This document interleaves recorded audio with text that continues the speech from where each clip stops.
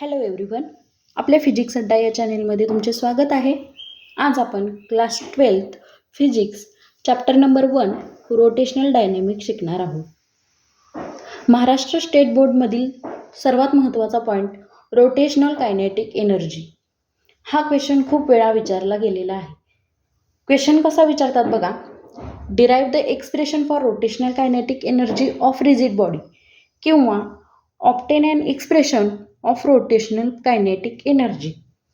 हे दोन फिरवून क्वेश्चन टाकतात. आपण सोप्या भाषेत आपण त्याचं एक्सप्लेनेशन बघूया. समजा एखादी रिजिड बॉडी आहे जिचे अँग्युलर व्हेलॉसिटी ओमेगा आहे, मास आहे ते m1 आहे, m2 अप टू सो आणि mn आहे.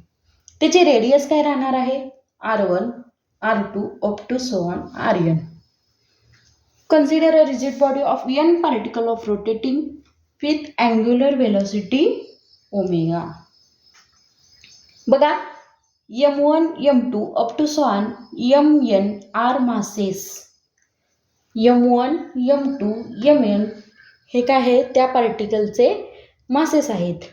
त्याची डिस्टन्स काय राहणार आहे बघा, r1 r2 up to so on rn R perpendicular distance. म्हणजे m1 मासचं रेडियस काय राहणार आहे r1, m2 ची रेडियस काय राहणार आहे r2 आणि mn ची रेडियस काय राहणार आहे rn. आता आपल्याला माहिती आहे लिनियर व्हेलॉसिटी ऑफ पार्टिकल काय असते, v is equal to r omega. Kinetic energy of particle काय असते, kinetic energy is equal to half mv square. आपण याला एक नंबरचं इक्वेशन देऊ शकतो. आता आपल्याला लिनियर व्हेलॉसिटी काढायची फर्स्ट पार्टिकलची. लिनियर व्हेलॉसिटी म्हणजे काय, v is equal to r omega. मग फर्स्ट पार्टिकलसाठी काय येणार, v1 is equal to r1 omega. आता हीच व्हॅल्यू इक्वेशन नंबर 1 मध्ये v च्या जागी घालायची. काय येणार बघा, kinetic energy is equal to half m म्हणजे m1.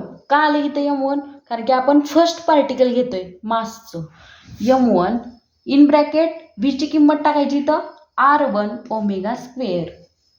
आता काय येणार आहे मग ह्याचा स्क्वेअर केल्यानंतर, half m1 r1 square omega square.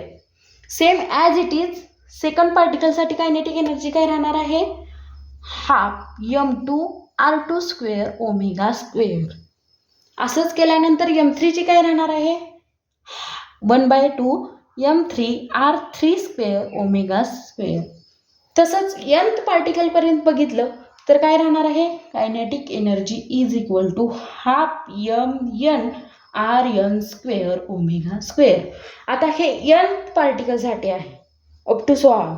Okay, total kinetic energy of body काय असणार आहे बघा, total energy kinetic energy is equal to सगळ्याची सम करायची. म्हणजे 1 पार्टिकल ऑफ मासेसची, 2 पार्टिकल ऑफ मासेसची आणि up to so on nth particle of मासेसची.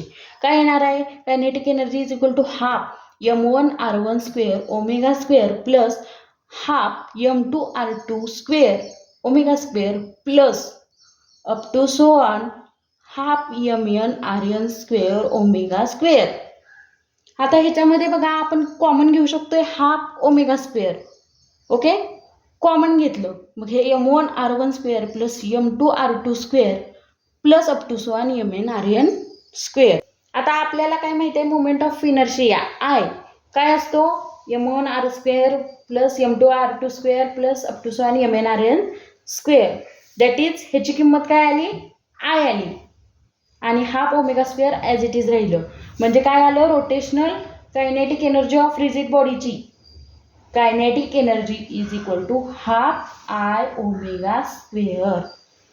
खूप सोप्या भाषेत समजवलं आहे. थँक्यू.